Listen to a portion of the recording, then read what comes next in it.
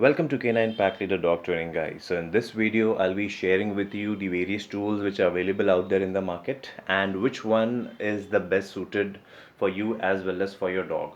So to begin with, guys, the regular flat buckle collar, all of you know this. Many of you know this, by the way. I see this with many pet parents using it on their dogs.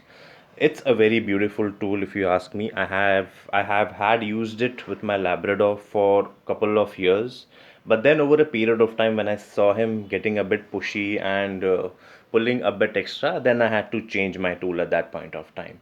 So this particular tool is very good in the beginning, but then what I would recommend is that if you see that your dog is constantly choking on these kind of collars, my first advice for all of you would be is that look out for a pet professional or a trainer who could help you out about how do you use this particular tool. It's very important, guys, because your dogs should not be choking for a very long time with these kind of collars. It can actually damage their throat. So this is one tool. Coming to the next collar, which is this. I use this on my female English Retriever because she is not a bad puller at all. I can use any of the tools on her. She never pulls. So I use this normal choke collar on her. I put it on her neck, and here you attach the leash. So the moment she pulls or any dog pulls, there is a pressure which builds around their neck, a tension which is slightly there to correct them, and then they start following you wherever you go. So if your dog is decent enough with these kind of tools, go ahead, no problem about it.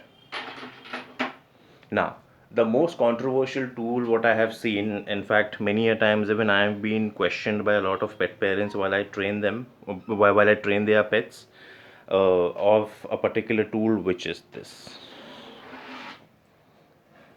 So this is a choke chain, guys. So if you know how to use a choke chain, the reason why we call it a choke chain is because not that it chokes the dog, but it gives them a choke correction for a for a few seconds, and that is like very minimum, like just quick 1 2 3 second correction.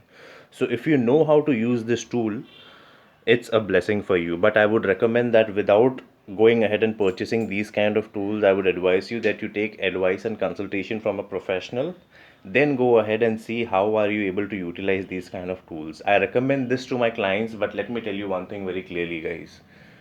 I do not tell them directly that you go ahead and purchase and you start walking that your dog will start walking properly. It's not the case.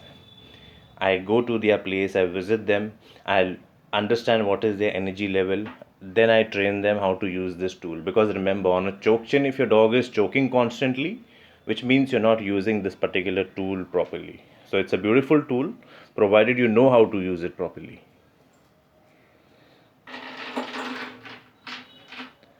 Now, moving on to the next tool, and this tool is something which I've discovered recently, guys, though it has been there in the market for quite some time, for a few years. But then I came across this tool recently, and what I do is if I feel that I should be trying it, I should try it. So I got this collar called Starmark.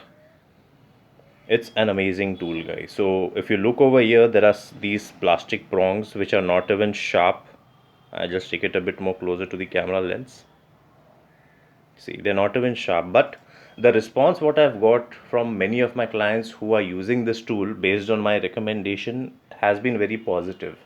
So it all depends on how are you using these tools, what is your level of confidence, and how is your dog adapting to this. It's very important, guys, that you take advice from a professional again before you go ahead and invest in any of these kind of tools. So this is a Starmark collar. I'll be making separate videos on all these tools which I'm sharing with you right now individually, so that you get a clear understanding. Now the next tool what we have is the slip leash, and this is, by the way, just come today itself from Amazon.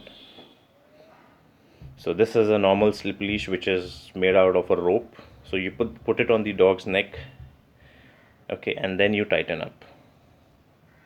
Yeah, and then you can walk the way you want to. So again, with these kind of tools, if your dog is again choking or pulling, that means you're not using the tool properly. And then the last tool, which has been very controversial across Instagram, across social media sites, on YouTube, or you say it wherever, and that is the e-collar. Now, just to give you a heads up, I use these tools. I use it, by the way. But let me tell you guys one thing, guys. If you know how to use a tool properly, your dog will get trained properly.